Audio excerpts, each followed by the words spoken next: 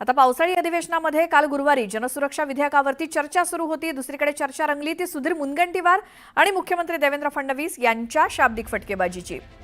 सुधीर मुनगंटीवार भर सभागृहात मुख्यमंत्री देवेंद्र फडणवीस यांना उद्देशून असं काही बोलून गेले की सभागृहात चांगलाच हास्यकल्लोळ झाला। बघूयात नेमकं काय घडलं काल। मुख्यमंत्री महोदय, चंद्रपूर गडचिरोलीच्या जनतेने कर्मचाऱ्यांनी सुद्धा आतापर्यंत नक्षलवाद कमी करण्यासाठी कष्ट केले। आपण एक GR काढून टाकलं, तो भत्ताच बंद करून टाकला।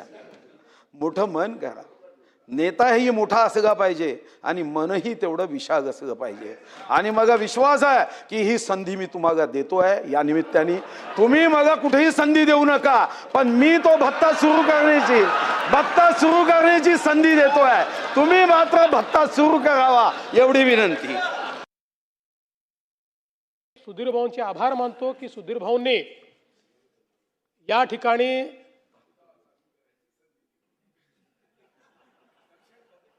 नाही, ते मी सुधीर भाऊंचं ऐकणार नाही। म्हणजे भत्ता वगैरे चालू करण्याचं ऐकणार नाही असं मी म्हणत नाही, पण ते जे म्हणतात की मला काहीच बनवू नका पण भत्ता द्या,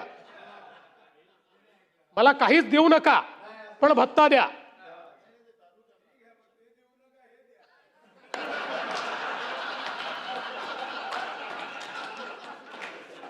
हे जरी सभागृहाच्या पटलावरनं काढलं जाणार नाही असं अध्यक्षांनी सांगितलं असलं तरी आमच्या मानस पटलावर सुधीर भाऊंचं जी काही जागा आहे ती फार वरची आहे। त्याच्यामुळे योग्य वेळी योग्य अशी जागा त्यांना मिळेल आणि त्यांनी जे सजेशन दिलेले आहे। मुख्यमंत्री महोदय, फार वरची जागा द्यायचा विचार करू नका।